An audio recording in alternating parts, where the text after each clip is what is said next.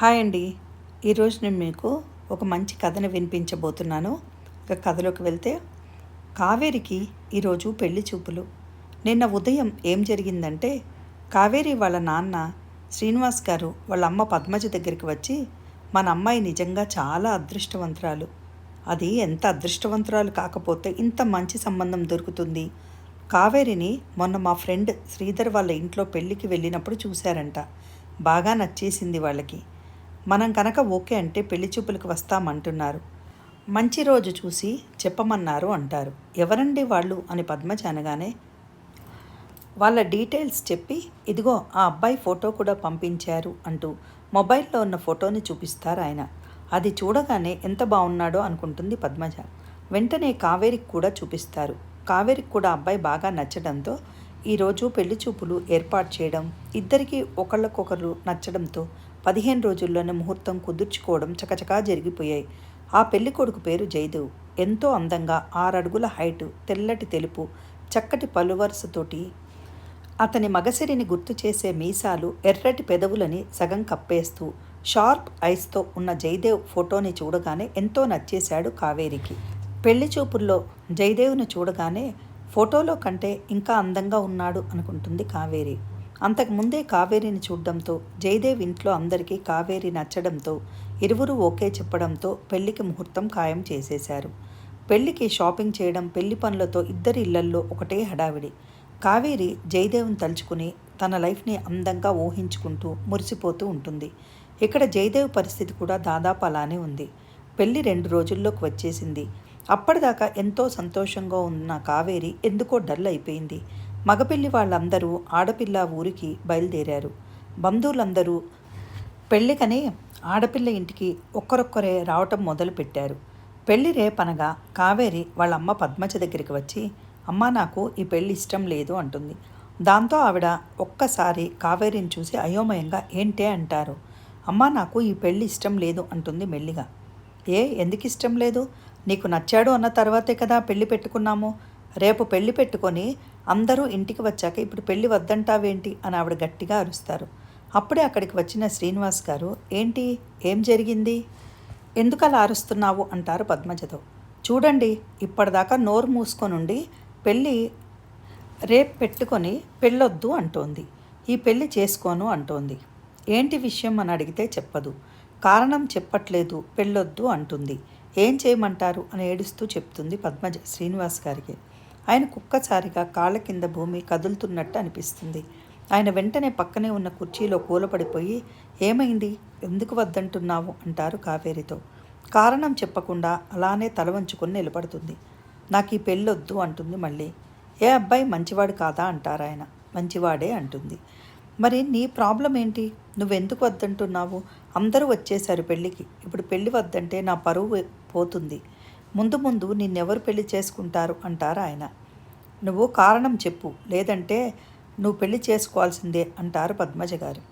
శ్రీనివాస్ గారు కావేరితో, ఇది చాలా మంచి సంబంధం అమ్మా, మేము ఎంక్వైరీ చేశాము, పిల్లవాడు కూడా చాలా బుద్ధిమంతుడంట, కట్న కానుకలు ఏమీ వద్దన్నారు, పెట్టుపోతలు కూడా ఏం అడగలేదు, అబ్బాయి బంగారంలా ఉన్నాడు, మనకంటే చాలా పెద్ద స్థాయి వాళ్ళది, అన్నింటికంటే ముఖ్యంగా నువ్వు ఆ అబ్బాయిని ఇష్టమన్న తర్వాతనే కదా మేము ఈ పెళ్ళికి ఒప్పుకున్నాము. ఇప్పుడు కనుక పెళ్ళి ఆపితే నేను చావడం తప్ప వేరే దారి లేదు, పరువు పోయి నేను బతకలేను అంటారు ఆయన. పద్మజ కావేరితో, నీకెందుకే ఇలాంటి పిచ్చి పిచ్చి ఆలోచనలు వస్తున్నాయి? ఇప్పుడు నువ్వు కనుక ఈ పెళ్లి చేసుకోకపోతే నేను మీ నాన్న ఆత్మహత్య చేసుకుని చచ్చిపోవాలి. నిన్ను చిన్నప్పటి నుండి ఎంతో అల్లారు ముద్దుగా పెంచినందుకు మాకు తగిన శాస్తి చేస్తున్నావే, ఇప్పుడు నిన్ను అనుకుని ఏం లాభంలే. నువ్వు ఏదంటే అది ఇచ్చి ఏదడిగినా కాదనకుండా తెచ్చినందుకు మాకు మంచి బహుమతి ఇచ్చావు అంటుంది ఏడుస్తూ పద్మజ. తర్వాత శ్రీనివాస్ గారితో, మనం ఏమైపోయినా దానికి అనవసరమండి, దానికి నచ్చినట్టు చేసుకొనివ్వండి, మనం ఏమైతే దానికెందుకు అని పద్మజ అనడంతో కావేరి చాలాసేపు ఆలోచించి ఏదైతే అదయింది అనుకుని తన అమ్మా నాన్నల్ని చూసి, నేను పెళ్లి చేసుకుంటానులే, మీరు ఇంకేం ఆలోచించకండి అని చెప్పి కావేరి అక్కడి నుండి వెళ్ళిపోతుంది. తర్వాత రోజు కావేరి ఏం మాట్లాడకుండా పెళ్లిపీటల మీద కూర్చుని తలవంచి తాళి కట్టించుకుంటుంది. పెళ్ళికొచ్చిన బంధువులు, స్నేహితులు అబ్బాయి అందం చూసి పెళ్ళికొడుకు ఎంత హ్యాండ్సమ్గా ఉన్నాడో అనుకోకుండా ఉండలేకపోయారు. అమ్మాయిలైతే జయదేవ్ను చూసి ఫ్లాట్ అయిపోయారు. ముహూర్తం టైం అవ్వగానే కావేరిని తీసుకొచ్చి పీటల మీద కూర్చోపెట్టగానే ఇద్దరి మధ్య అడ్డుతెర కట్టడంతో కావేరి కనిపిస్తుందేమో అని జయదేవ్ చూస్తూ ఉంటాడు. అస్పష్టంగా తన రూపం కనిపిస్తుంది. తర్వాత ఇద్దరితో జీలకర్ర బెల్లం పెట్టించి అడ్డుతెర తీయటంతో పంతులు గారు ఒకళ్ళనొకళ్ళు చూసుకోమంటారు. జయదేవ్ కావేరిని చూస్తాడు. కళ్యాణ బొట్టు, నుదిటిన చిన్న బాసికం, కాటుక కళ్ళు, సన్నటి ముక్కు, నల్లటి దిష్టి చుక్కతో చూడగానే మనోహరంగా ఉంది. కావ్యను చూడగానే జయదేవ్ పెదవుల మీద అందమైన నవ్వు వచ్చి చేరింది. కనీసం తలెత్తి చూడట్లేదు కావేరి. ఏంటి ఈ అమ్మాయి కనీసం నన్ను తలెత్తి చూడట్లేదు అనుకొని పోనీలే సిగ్గేమో అనుకుంటాడు. తర్వాత కావేరిని వాళ్ళ అత్తారింటికి పంపిస్తారు. అక్కడ 3 రోజులు ఉన్నాక జయదేవ్ ఆఫీస్ వర్క్ ఉందని చెప్పి హైదరాబాద్లో తను ఉంటున్న ఇంటికి కావేరిని తీసుకువచ్చేస్తాడు. జయదేవ్ వాళ్ళ ఇంట్లో ఉన్న 3 రోజులు రకరకాల కారణాలు చెప్పి కావేరి జయదేవ్ తనకి దగ్గరవుదామని చూస్తుంటే దూరం పెడుతూ ఉండటంతో అమ్మ వాళ్ళ ఇంట్లో అయితే ప్రైవసీ లేదని ఫీల్ అవుతోందేమో, మేమిద్దరము ఉంటే అయినా తను నాతో ఫ్రీగా ఉంటుందేమో అనుకుంటూ కావేరితో తన ఇంటికి వచ్చేస్తాడు జయదేవ్. హైదరాబాద్లో ఇద్దరే ఉన్నా కావేరి తీరు మారదు. అయినా జయదేవ్ కావేరిని ఒక్కరోజు కూడా ఇబ్బంది పెట్టడు. కావేరి ఎందుకు అలా ఉందో అనుకుంటూ రోజూ తన్ని బాధ పెట్టకుండా ఇంకా ప్రేమగా చూస్తూ ఉంటాడు. ఎప్పటికైనా తను మారుతుందనే ఆశతో. ఒకరోజు ఇంటికి వచ్చిన జయదేవ్కి కావేరి కనపడకపోవడంతో కావేరి కావేరి ఏం చేస్తున్నావు అంటూ పిలుస్తూ ఉంటాడు జయదేవ్. No response. ఇదేంటి ఎక్కడికి వెళ్ళింది అనుకుంటూ మళ్ళీ కావేరి అని పిలుస్తాడు. ఇంట్లో అన్ని రూమ్లు చెక్ చేస్తూ ఉంటాడు. ఎక్కడా కనపడదు. మెట్లెక్కి పైకి వెళ్ళేసరికి అక్కడ డాబా మీద కూర్చుని కనిపిస్తుంది పరధ్యానంగా ఏదో ఆలోచిస్తూ. ఏం చేస్తున్నావు కావేరి అంటాడు. ఏం మాట్లాడదు. చాలా నెమ్మదిగా ప్రేమతో మళ్ళీ అడుగుతాడు జయదేవ్. ఏంటి అన్నట్టు చూస్తుంది. నేను ఇల్లంతా వెతికాను, నువ్వు కనపడలేదు, అందుకే ఇక్కడ ఏమైనా ఉన్నావేమో అని వచ్చాను. కనీసం డోర్ కూడా వేసుకోలేదేంటి అని జయదేవ్ అనగానే ఇప్పుడే వచ్చాను అని పొడిపొడిగా అంటుంది. ఎందుకు అంత డల్గా ఉన్నావు, ఏదైనా ప్రాబ్లమా అంటాడు జయదేవ్ కావేరితో. ఏం లేదన్నట్టు తలుపుతుంది. ఎందుకురా ఎప్పుడూ కూడా ఏదో పోగొట్టుకున్న దానిలా అంత డల్గా ఉంటున్నావు అని అడుగుతాడు ప్రేమగా. ఒక్కసారి జై ప్రేమకి మనసు కొద్దిగా డిస్టర్బ్ అవుతుంది.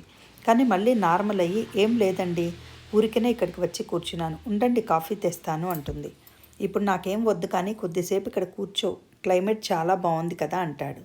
లేదులేండి కాఫీ తీసుకొస్తాను అంటూ అక్కడ నుండి వెళ్ళిపోతుంటే ప్లీజ్ కూర్చో కావేరి అని కావేరి చేయి పట్టుకుంటాడు. ఒక్కసారి కావేరి తన చేయి పట్టుకున్న జయదేవ్ చేయిని చూడటంతో టక్కున వదిలేస్తాడు పట్టుకున్న చేయిని. సారీ అంటాడు. తర్వాత ఏం మాట్లాడదు. కామ్గా కిందికి వెళ్ళిపోయి కాఫీ తీసుకొచ్చి ఇచ్చి తను బయట బాల్కనీలోకి వెళ్ళి నించుని బయటికి చూస్తూ ఉంటుంది. తనని చూస్తూ ఉంటే జయదేవ్కి మనసులో బాధగా అనిపిస్తుంది. ఎందుకు ఎప్పుడూ కావేరి అలా ఉంటుంది, తనకి నన్ను చేసుకోవడం ఇష్టం లేదా అని అనుకుందామా అంటే పెళ్లి చూపులకు వెళ్ళినప్పుడు చక్కగా మాట్లాడింది, తర్వాత కూడా ఫోన్లో చాలా హ్యాపీగా మాట్లాడింది కదా, ఇద్దరం కలిసి షాపింగ్ చేశాము, ఇంతలో ఏమైంది, ఎప్పుడు నవ్వుతూ ఉండే కావేరి ఎందుకు ఇలా అయింది, వాళ్ళ పేరెంట్స్కి కూడా ఇష్టమే అన్నట్టున్నారు కదా, మరి ఎందుకు తను నన్ను అవాయిడ్ చేస్తోంది, పెళ్ళై ఇప్పటికి 3 నెలలు గడిచింది, అయినా ఏ రోజు కూడా తను నాకు దగ్గర అవటానికి ఇష్టపడలేదు అని బాధపడుతూ ఒక నిట్టూర్పు విడిచి కావేరి ఇచ్చిన కాఫీ తాగుతూ ఉంటాడు. తర్వాత తన మానాన తను టీవీ పెట్టుకొని చూస్తూ ఉంటాడు. జయదేవ్ అందగాడు, జాబ్ చేస్తున్నాడు, మంచి జీతం, మంచి పేరు. అలాగే జయదేవ్ తమ్ముడు కూడా సాఫ్ట్వేర్ కంపెనీలో జాబ్ చేస్తూ 6 అంకెల జీతం తెచ్చుకుంటూ ఉంటాడు. జయదేవ్ పేరెంట్స్ కూడా బాగా డబ్బున్న వాళ్ళు.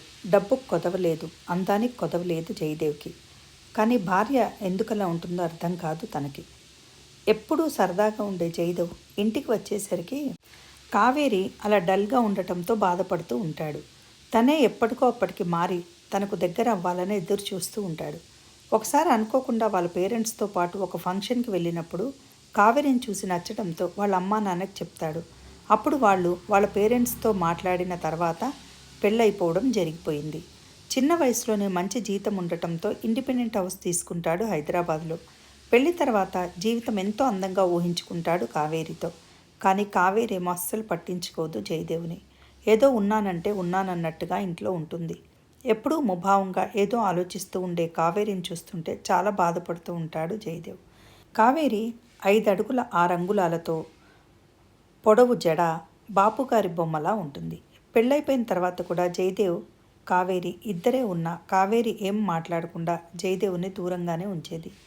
జయదేవ్ కావేరికి దగ్గర అవుదామని ప్రయత్నించినా దగ్గరికి రానిచ్చేది కాదు. తామిద్దరే ఉన్నా ఎందుకు కావేరి అలా ఉంటుంది అర్థం కాదు. కావేరికి దగ్గర అవ్వాలనే జయదేవ్ ప్రయత్నించడం, కావేరి దూరం పెట్టడం ఇలానే రోజులు గడుస్తున్నాయి. ఎప్పటికైనా ఆమె మనసు మారకపోతుందా అని జయదేవ్ కావేరి ఇష్టాయిష్టాలన్నీ తెలుసుకొని వాళ్ళ అమ్మ దగ్గర తను కావేరికి నచ్చినట్టుగా ఉంటూ టైం దొరికినప్పుడల్లా తనకి నచ్చినవి చేసి పెట్టడానికి ట్రై చేయడం, తను తినను అన్నా తినిపించడం చేస్తుండేవాడు. అసలు ఎందుకు తను అలా ఉంటుంది, ఏంటి ప్రాబ్లం అర్థం కాదు. చాలాసార్లు అడగటానికి ప్రయత్నిస్తూ ఉంటాడు కావేరిని. కానీ కావేరి చెప్పడానికి, జయదేవ్తో మాట్లాడడానికి కానీ అస్సలు ఇంట్రెస్ట్ చూపించదు. ఏదో కారణం ఉంది, లేకపోతే ఎందుకలా బిహేవ్ చేస్తుంది, ఎప్పటికైనా తను నాకు చెప్తుంది అనే ఆశతో కావేరి దగ్గరికి వెళ్ళి కావేరి భార్యాభర్తలుగా కాకపోయినా స్నేహితులలాగా ఉందామని అంటాడు జయదేవ్. కావేరి జయదేవ్ వైపు చూసి మళ్ళీ మామూలుగా తన పని తాను చేసుకుంటూ ఉంటుంది. జయదేవ్కి ఏం అర్థం కాక ఒకసారి కోపం వస్తుంది. ఏంటి, నేను తనతో బాగుందామని ట్రై చేస్తుంటే తనేంటి ఇలా బిహేవ్ చేస్తుంది అనుకొని మళ్ళీ తనకి తనే సర్ది చెప్పుకుంటాడు. ఏదో ప్రాబ్లం ఉంది, ఈరోజు కాకపోయినా రేపైనా తను చెప్పకపోతుందా అనుకొని వెయిట్ చేస్తూ ఉంటాడు. కాలం ఎవరి కోసమో ఆగదు, తన పని తను చేసుకుంటూ పోతుంది. రోజులు గడుస్తున్నాయి. అనుకోకుండా కావేరి వాళ్ళ అమ్మా నాన్న ఒకసారి హైదరాబాద్ రావడంతో కావేరి వాళ్ళ ఇంటికి వస్తారు.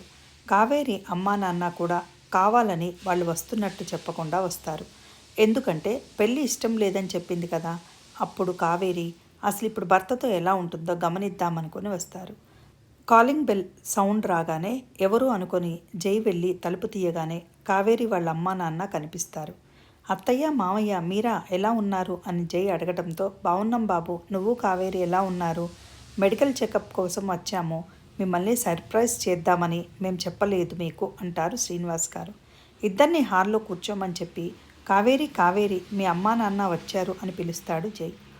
అదేంటి, కనీసం నాకు ఇన్ఫర్మేషన్ కూడా ఇవ్వకుండా అమ్మా నాన్న ఇలా వచ్చారు అని ఆశ్చర్యపోతూ కావేరి కిందకు వస్తుంది. తర్వాత అమ్మ అంటూ వాళ్ళ అమ్మ శైలజని కావలించుకుని ఎలా ఉన్నావమ్మా అని, తర్వాత వాళ్ళ నాన్నని చూసి నాన్న ఎలా ఉన్నారు అంటుంది. ఇద్దరూ బాగున్నామమ్మ అనగానే కావేరి ఏంటి అలా నించోపెట్టే మాట్లాడతావా అత్తయ్యని మావయ్యని, వాళ్ళకి రూమ్ చూపించి ఫ్రెష్ అయ్యి రమ్మను, ఈలోపు టిఫిన్కి రెడీ చెయ్యి అంటాడు జయదేవ్. తర్వాత కావేరి రూమ్ చూపించడంతో లగేజ్ తీసి గెస్ట్ బెడ్రూమ్లో పెడతాడు. వాళ్ళిద్దరూ ఫ్రెష్ అయి వచ్చే లోపల చకచకా జయదేవ్ దగ్గరికి వచ్చేసి జయదేవ్ గారు అని ఏదో చెప్పే లోపల జయదేవి కావేరితో మీ అమ్మా నాన్న వచ్చారు కదా, వాళ్ళు ఉన్న రోజులైనా మన ఇద్దరి మధ్యలో ఏమీ లేదు అన్నట్టు కాకుండా కొంచెం మామూలుగా ఉండు కావేరి, లేకపోతే వాళ్ళు బాధపడతారు కదా అంటాడు. జయదేవ్ ఆ మాట అనగానే కావేరి కళ్ళు పెద్దవి చేసి జయదేవ్ వంక చూస్తూ ఉంటుంది ఆశ్చర్యంగా. ఎందుకంటే తను ఏం చెప్పాలనుకుందో అదే చెప్తాడు జయదేవ్.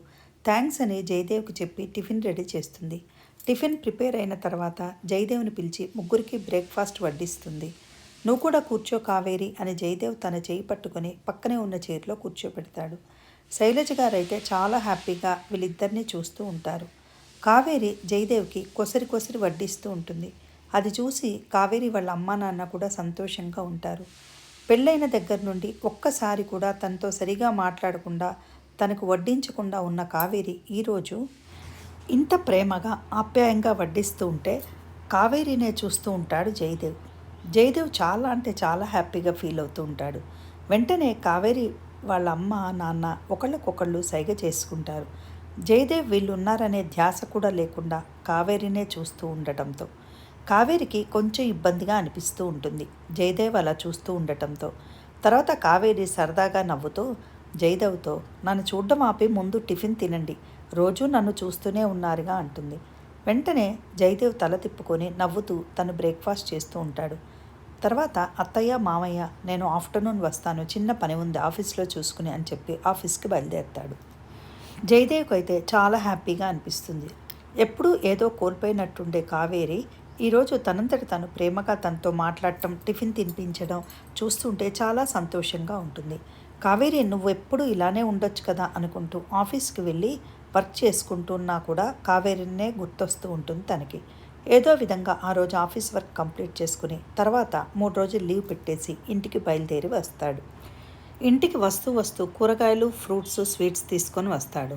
ఆఫీస్ నుండి జయదేవ్ రాగానే తనకి వాటర్ ఇచ్చి కాళ్ళు కడుక్కొని వచ్చే లోపల లంచ్‌కని పిలిచి జయదేవ్ ఇంకా చాలు అన్నా కూడా అన్నీ వేసి జయదేవ్ పక్కనే కూర్చొని తినేలా చేస్తుంది. ఇదంతా చూస్తున్న కావేరి అమ్మా, నాన్న ఎంతో సంతోషంగా ఫీల్ అయ్యి ఇద్దరూ ఎవరికి వాళ్ళు మనసులో అనవసరంగా కంగారు పడ్డాం. అది పెళ్లి చేసుకోనుంది అని. ఇప్పుడు చాలా హ్యాపీగా ఉంది అనుకుంటూ ఉంటారు. రాత్రి డిన్నర్‌లోకి ఏం చేయమంటారు అని జయదేవ్‌ని అడుగుతుంది కావేరి. డైనింగ్ టేబుల్ మీద సామానంతా కిచెన్‌లో సర్దుతూ. జయదేవ్ ఆన్సర్ ఇవ్వకపోవడంతో నీకే జై, నైట్ డిన్నర్‌లోకి ఏం చేయమంటావు అని మళ్ళీ అడుగుతుంది. జై నవ్వుతూ చూస్తూ ఉంటాడు కావేరిని. ఒక్కసారి వెనక్కి తిరుగుతుంది కావేరి. జై ఏంటి ఏం చెప్పట్లేదని. మీ అమ్మా నాన్న వెళ్ళిపోయారు ఇందాకే ఇక్కడి నుండి. నువ్వు మామూలుగా ఉండొచ్చు కావేరి, డోంట్ వర్రీ అని అక్కడి నుండి వెళ్ళిపోతూ ఒక్క క్షణం ఆగి తనతో, నువ్వు ఎప్పుడూ ఇలా ఉండొచ్చు కదా కావేరి, నాకు భారీగా కాకపోయినా కనీసం ఒక ఫ్రెండ్ లాగా అయినా ఉండొచ్చుగా అంటూ అక్కడి నుండి వెళ్ళిపోయి హాల్లో కూర్చుంటాడు. సాయంత్రం కావేరి వాళ్ళ అమ్మా నాన్న దగ్గరే ఉన్న గుడికి వెళ్తామని చెప్పి వాళ్ళు వెళ్తారు. తర్వాత హాల్లోనే కూర్చుని టీవీ చూస్తూ ఉంటాడు జై. ఏదో పని చేసుకుంటూ ఉన్న కావేరిని చూస్తూ మనసులో, నేను నిన్ను చాలాసార్లు అడిగాను, నీకు నన్ను పెళ్లి చేసుకోవడం ఇష్టం లేదా అని. అదేం లేదంటావు. మరి ఎందుకు ఎప్పుడు ఏదో కోల్పోయిన దానిలాగా ఉంటావెందుకు? నన్ను నీ ఫ్రెండ్ అనుకొని చెప్పు నీ ప్రాబ్లం ఏంటో అన్నాను. అయినా చెప్పవు. నీకు నాతో ఉండటం ఇష్టం లేకపోతే మీ అమ్మా నాన్నతో మాట్లాడి నిన్ను వాళ్ళతో పంపించనా అనుకుంటాడు బాధగా. తర్వాత మళ్ళీ తనే నేనేంటి ఇలా ఆలోచిస్తున్నాను, కావేరి సరదాగా ఉండట్లేదు కానీ ఏదో బాధతో ఉన్నట్టు అనిపిస్తోంది అనుకుంటూ ఉంటాడు. తర్వాత కిచెన్లో కావేరి ఏదో వర్క్ చేసుకుంటూ ఉంటే నేను హెల్ప్ చేయనా అంటాడు. వద్దు అని కావేరి చెప్పడంతో అయినా జై వినకుండా తనకి హెల్ప్ చేస్తూ ఉంటాడు. కావేరి చేతిలో నుండి వాటర్ ఉన్న గిన్నె తీసుకోబోతుంటే దానిలో ఉన్న నీళ్లు కింద పడటం, అసలే టైల్స్ కావటంతో కావేరి దాని మీద అడుగేయటంతో కాలు జారి పడబోతుంటే తనని జై తన నడుం మీద చేయి వేసి పట్టుకుంటాడు. మొదటిసారి అలా జై స్పర్శ తగలటంతో కొద్ది తన్మయత్వంతో కళ్ళు మూసుకుంటుంది కావేరి. జై అంత దగ్గరగా ఉంటే కావేరికి ఎంతో భరోసాగా అనిపిస్తుంది.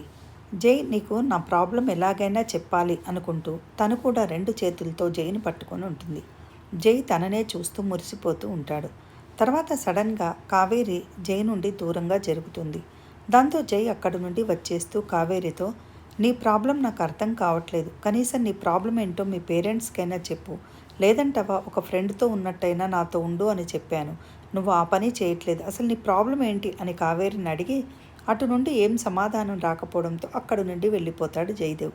వెళ్ళిపోతున్న జయదేవ్ని బాధగా చూస్తూ నిట్టూరుస్తుంది కావేరి. అప్పుడే వాళ్ళ అమ్మా నాన్న గుడి నుండి రావడంతో వాళ్లతో కబుర్లలో పడిపోతుంది. మరుసటి రోజు లీవ్ పెట్టడంతో ఇంట్లోనే ఉంటాడు జయదేవ్. కావేరి వాళ్ళ అమ్మా నాన్నతో సరదాగా టైం స్పెండ్ చేస్తాడు. వాళ్ళు అల్లుడు చూపిస్తున్న అభిమానానికి పొంగిపోతారు. కిచెన్లో కావేరికి జయదేవ్ హెల్ప్ చేస్తూ ఉంటాడు. కావేరి వాళ్ళ అమ్మ శైలజ హెల్ప్ చేయడానికి వెళ్తుంటే వద్దని సైగ చేస్తాడు వాళ్ళ నాన్న. వాళ్ళిద్దరినీ చేసుకొని నువ్వు మధ్యలో వెళ్ళకు అని చెప్పడంతో ఆవిడ ఆగిపోతుంది. కిచెన్లో అక్కడ నీళ్ల తడి ఉండటంతో కావేరి నీళ్లలో కాలు వేసి జారిపోతుంటే తనని పట్టుకోపోయి తను కూడా కింద పడిపోతాడు జయదేవ్. జయదేవ్ మీద కావేరి పడుతుంది. వాళ్ళిద్దరూ అంత దగ్గరగా ఉండటంతో కావేరి మనసులో అలజడి కలుగుతుంది. ఏదో తెలియని ట్రాన్స్లోకి వెళ్ళిపోతుంది.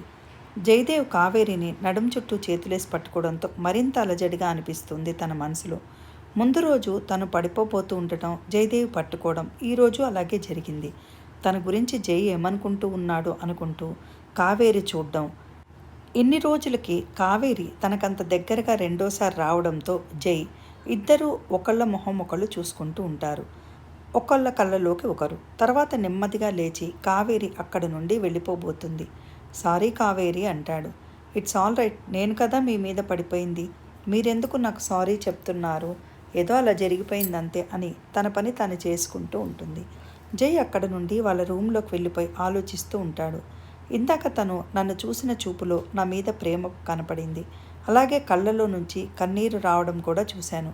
దేనికి కావేరి బాధపడుతోంది, ఏదో ఉంది, నీకు నా మీద ప్రేమ ఉంది కానీ ఎందుకో భయపడుతున్నావు అనిపిస్తోంది, అది ఏంటో తెలుసుకోవాలి అని ఆలోచిస్తూ ఉంటాడు జయదేవ్. కావేరేమో ఈ 3 నెలల కాలంలో ఒక్కసారి కూడా నువ్వు నన్ను ఇబ్బంది పెట్టలేదు, నన్ను రిక్వెస్ట్ చేస్తున్నావు ఏమైంది అని, ఫ్రెండ్లా ఉండమని. నేనే ఉండలేకపోతున్నా. అయినా నువ్వు నన్ను ఏమీ అనట్లేదు. నీకెలాగైనా నేనెందుకు ఇలా ఉంటున్నానో తప్పకుండా చెప్తాను జయదేవ్ అనుకుంటూ ఉంటుంది. తర్వాత భోజనాల దగ్గర అందరూ కూర్చుంటారు. జయదేవ్ కావేరితో పెద్దగా ఏం మాట్లాడ్డు. కావేరి భోజనానికి రమ్మని పిలవడంతో తప్పనిసరి వస్తాడు. ఇద్దరూ సరిగా మాట్లాడుకోరు. ఎవరి ఆలోచనల్లో వాళ్ళు ఉంటారు. జయదేవ్ శ్రీనివాస్ గారితో మాట్లాడుతూ భోజనం చేస్తాడు. పద్మజ గారు ఇదంతా గమనించి కూడా ఏం జరగనట్టుగా భోజనం చేస్తూ ఉంటారు. భోజనాలు అయిపోయాక ఎవరి రూమ్లోకి వాళ్ళు వెళ్ళిపోతారు. ఆ రోజు రాత్రి పెద్దవాళ్ళిద్దరూ పడుకున్నారనుకున్నాక అప్పటిదాకా సోఫాలో కూర్చున్న జయదేవ్ కావేరి దగ్గరికి వెళ్ళి, సారీ కావేరి, నేను కావాలని అలా చేయలేదు అంటాడు. కావేరి కళ్ళ నీళ్లతో జయదేవ్ వైపు చూస్తుంది. తర్వాత బాధగా కిచెన్లోకి వెళ్ళి, నన్ను క్షమించండి జయదేవ్ గారు, మీరు నన్ను అంత ప్రేమగా చూస్తుంటే నాకేం చేయాలో అర్థం కావట్లేదు. మీకు ఎంత దగ్గర కావాలని ప్రయత్నించినా నా వల్ల కావట్లేదు. మీరు చూపించే ఆదరణ, ప్రేమ నేను తట్టుకోలేకపోతున్నాను. నేనేం చేసినా మీరు నన్ను కనీసం ఒక్క మాట కూడా అనకుండా ఉంటున్నారు. నేను మిమ్మల్ని ఇబ్బంది పెడుతున్నాను అని అర్థమవుతోంది. కానీ ఏమీ చేయలేని నిస్సహాయత నాది. నన్ను క్షమించండి అనుకుంటూ వస్తున్న కన్నీళ్లను తుడుచుకుంటూ ఉంటుంది. జయదేవ్ పద్మజ గారు అటు రావడం చూసి వాళ్ళ రూమ్లోకి వెళ్ళిపోతాడు. కిచెన్లోకి వచ్చిన పద్మజ గారు కావేరి కళ్ళు తుడుచుకోవడం చూసి, ఏమైంది కావేరి అంటారు ఏమీ జరగనట్టుగా. ఆల్రెడీ వీళ్ళిద్దరి సంభాషణ ఆవిడ వింటారు. కానీ విననట్టుగా వచ్చి ఏం చేస్తున్నావు అంటారు. ఏం లేదమ్మా, గిన్నెలు సర్దుతున్నాను అంటుంది. అది కాదు నేను అడిగేది, నువ్వు అల్లుడిని ఎందుకు దూరం పెడుతున్నావు? నేను వచ్చిన దగ్గర నుండి మీ ఇద్దరిని గమనిస్తూనే ఉన్నాను. నిన్న మేము రాగానే ఇద్దరూ చాలా బాగున్నట్టు బాగా నటించారే. తర్వాత నేను మీ ఇద్దరిని గమనిస్తూ ఉంటే అర్థమైంది మీ ఇద్దరిది డ్రామా ఏమో అని. కానీ మీ నాన్నకి తెలిస్తే కూతురు హ్యాపీగా కాపురం చేసుకుంటుంది అని ఆనందపడుతున్న ఆయన్ని ఎందుకు బాధ పెట్టడం అని ఆయనకి చెప్పలేక ఆయన రూమ్లోకి వెళ్ళాక నిన్ను అడుగుతున్నాను. ఎందుకు ఏడుస్తున్నావు? నువ్వెందుకు అల్లుడు గారికి దగ్గర కాలేకపోతున్నావు? ముందది చెప్పు అంటారు. ఏం చెప్పమంటావు? నేను మా ఫ్రెండ్ గీత బర్త్డే పార్టీకి వెళ్ళినప్పుడు మా క్లాస్మేట్ కలిశాడు. ఫ్రెండ్ కదా అని కూల్ డ్రింక్ ఇస్తే తాగాను. కొద్దిసేపటికి కళ్ళు తిరుగుతున్నట్టు అవ్వడంతో నన్ను గట్టిగా పట్టుకున్నాడు. కొద్దిసేపటి వరకు నాకేమైందో తెలియలేదు, పడిపోబోయాను. వాడు నన్ను పట్టుకున్నాడు. ఆ పట్టుకోవడంలో వాడికి దగ్గరగా వచ్చింది నా మొహం. అది ఎలా ఉంది అంటే నేను వాడికి ముద్దు పెడుతున్నట్టుగా ఉంది. నాకేమైందో తెలీదు. నేను కొద్దిసేపటికి లేచేసరికి అదే హోటల్లో ఒక రూమ్లో పడుకొని ఉన్నాను. తర్వాత లేచి చూసేసరికి గీత వస్తూ కనపడింది. ఏంటే కళ్ళు తిరిగాయట కదే, నిన్ను యష్ అప్పుడు రూమ్లో పడుకోబెట్టాడంట కదా, ఇప్పుడే చెప్పాడు నీకోసమే వస్తున్నాను అంటుంది. అవునా, ఏమోనే, సడన్గా కళ్ళు తిరిగాయి, ఎందుకో తెలియలేదు అన్నాను. తర్వాత యష్కి థ్యాంక్స్ కూడా చెప్పాను. అప్పుడు సర్కాస్టిక్గా నవ్వాడు నన్ను చూసి. వాడెప్పుడూ అంతేలే అని సరిపెట్టుకున్నాను. తర్వాత నా పెళ్ళికి 3 రోజుల ముందు నుండి నన్ను బ్లాక్మెయిల్ చేయడం స్టార్ట్ చేశాడు. పెళ్ళికి ముందు రోజైతే జై ఫోన్ నెంబర్ కూడా సంపాదించి, నువ్వు కనుక నాతో ఒక్కరోజు గడుపు, లేదంటే నేను అడిగిన డబ్బులు ఇవ్వు, అలా చేయకపోతే నీ ఫొటోస్ నీ భర్తకి పంపుతాను అంటూ కొన్ని ఫోటోలు నాకు పంపించి ఇవి మీ ఆయనకు పంపుతాను అన్నాడు. అప్పటి నుండి నేను భయంతో చచ్చిపోతున్నాను అని కావేరి అనగానే, అవి ఎలాంటి ఫోటోలు అని అడుగుతుంది పద్మజ. అమ్మా, నువ్వు చూడలేవవి, చాలా అసహ్యంగా ఉన్నాయి అంటూ ఏడుస్తుంది. నిజం చెప్పు, వాడితో ఏమైనా అని పద్మజ అనగానే, అమ్మా ప్లీజ్ అని బాధగా అని, నేనే తప్పు చేయలేదు, చేయను కూడా. వాడు ఐ లవ్ యూ అని నా వెంట పడ్డాడు. నేను పట్టించుకోలేదు. ఒక్క రాత్రి నాతో స్పెండ్ చెయ్యి అన్నప్పుడు వాడి చెంప పగలగొట్టాను. దాంతో వాడు మనసులో పెట్టుకుని ఇదంతా చేసి ఇలా బెదిరిస్తున్నాడు. భయం వేస్తోంది అమ్మ అని ఏడుస్తుంది కావేరి. ఏం భయపడకు, ధైర్యంగా ఉండు అని పద్మజ ధైర్యం చెప్పి, నువ్వు భయపడితే అందరూ భయపెడతారు, నీ సమస్యకి పరిష్కారం నీ చేతుల్లోనే ఉందని ఆవిడ అనటంతో, అమ్మ వాడు 3 రోజుల్లో వాడు అడిగిన డబ్బు ఇవ్వకపోతే వాడు నాతో క్లోజ్గా ఉన్న ఫోటోలన్నిటినీ సోషల్ మీడియాలో అప్లోడ్ చేస్తానని నన్ను బెదిరిస్తున్నాడు. ఆ రోజు కూడా నన్ను పెళ్లి చేసుకోవద్దని, పెళ్లి చేసుకుంటే ఫోటోలన్నీ అప్లోడ్ చేస్తానని బెదిరించాడు. అందుకే నేను నీకు పెళ్లి చేసుకోనని చెప్పాను, మీరు వినలేదు. ఇన్ని రోజులు రకరకాలుగా చెప్పి తప్పించుకుంటూ వస్తున్నాను. ఇప్పుడు రోజూ వాడు నన్ను టార్చర్ పెడుతున్నాడు, నాకు చచ్చిపోవాలనిపిస్తోంది అంటూ వాళ్ళ అమ్మని పట్టుకుని ఏడుస్తుంది. నువ్వు నిజంగా ఏ తప్పు చేయనప్పుడు ఎందుకు భయపడుతున్నావో అంటుంది. అమ్మా, నిజంగా నేను ఏ తప్పు చేయలేదు. అంతగా వాడు ఇంకా బెదిరిస్తే చావడానికి కూడా రెడీ అయిపోయాను. నేను తప్పుడు పని అయితే చేయలేను అంటుంది కావేరి. మరి ఇప్పుడు ఏం చేస్తావు అంటుంది పద్మజ. అదే నాకు అర్థం కావట్లేదు. 10 లక్షలు డిమాండ్ చేస్తున్నాడు. అది ఇవ్వకపోతే నెట్లో పెడతానని, లేదంటే జయదేవ్కి చెప్తానని బెదిరిస్తున్నారు. జయదేవ్కి తెలిస్తే నన్ను అపార్థం చేసుకుంటాడేమో అని భయమేస్తోందమ్మా. అంత డబ్బు కూడా నేను ఎక్కడి నుంచి తేగలను అంటుంది కావేరి. ఒకవేళ నువ్వు ఏదో ఒక రకంగా తెచ్చి ఇచ్చినా వాళ్ళు నిజంగా ఆ వీడియోని, ఆ ఫొటోస్ని డిలీట్ చేసేస్తారు అని నువ్వెలా నమ్ముతావు? నీకు ఆ గ్యారంటీ ఉందా? ఒక్కసారి డబ్బులు ఇస్తే నువ్వు తర్వాత ఎప్పుడు వాళ్ళకి డబ్బులు కావాలంటే అప్పుడు నిన్ను బ్లాక్మెయిల్ చేయరని గ్యారంటీ ఏంటి? నువ్వు ధైర్యంగా ఎదుర్కో, అంతేకాని ఇలా డబ్బులు ఇస్తే నీ సమస్య పోతుందని అనుకోకు. ధైర్యంగా ఆలోచించి చెయ్యి ఏ పనైనా. నువ్వెప్పుడైతే భయంగా ఉంటావో అప్పుడు నిన్ను ఇంకా భయపెట్టాలని చూస్తారు.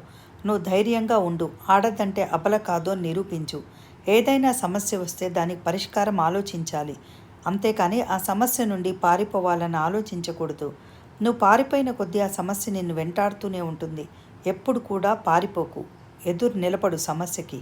అప్పుడు ఆ సమస్య నిన్ను చూసి దూరంగా పోతుంది. నువ్వు ధైర్యంగా ఉంటావు అనుకున్నాను, కానీ ఇలా ఉంటావు అనుకోలేదు. ప్రతి ఆడపిల్ల ఆదిశక్తిలా మారాలి. అలాంటి వెధవలకు బుద్ధి చెప్పాలి. వాడు మళ్ళీ అలాంటి తప్పు చెయ్యాలి అంటే కలలో కూడా భయపడాలి. దాదాపు ప్రతి ఆడపిల్లకి ఏదో ఒక ఎక్స్పీరియన్స్ ఉంటుంది అలాంటి వెధవలతో. బస్సులో, బస్ స్టాపుల్లో, సినిమా థియేటర్లో, ఒక్క ప్లేస్ ఏంటి, అన్ని చోట్ల ఇబ్బంది పెట్టే వాళ్ళు ఉంటారు. ఆఫీసుల్లో కూడా ఉంటారు. రకరకాలుగా ఇబ్బంది పెడుతూ ఉంటారు. కాకపోతే ఇప్పుడు టెక్నాలజీ వల్ల మరికొంత ఇబ్బంది అవుతోంది అంతే. నాకు నువ్వేం చేస్తావో తెలీదు. నీ సమస్యని నువ్వే అతి త్వరలో పరిష్కరించుకొని అబ్బాయితో ఆనందంగా ఉన్నావని నాకు తెలియాలి. మేము రేపు పొద్దున్న మెడికల్ చెకప్కి వెళ్ళి అటు నుండి అట్టే ఊరికి వెళ్ళిపోతాం. నేను నీకు 15 రోజుల తర్వాత ఫోన్ చేస్తాను. నీ సమస్య పరిష్కారం అయిపోయిందని నేను వినాలి. నువ్వు భయపడ్డ కొద్దీ భయపెడతారు. నువ్వేం చేస్తావో తెలీదు.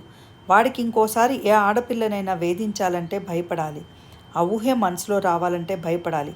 అలా ఉండాలి నీ పనిష్మెంట్. బీ బ్రేవ్ అంటారు. తర్వాత ఆవిడ అక్కడి నుండి వెళ్ళపోతూ వెనక్కి తిరిగి, ఇందుకేనా నువ్వు అల్లుడిని దూరం పెడుతున్నావు?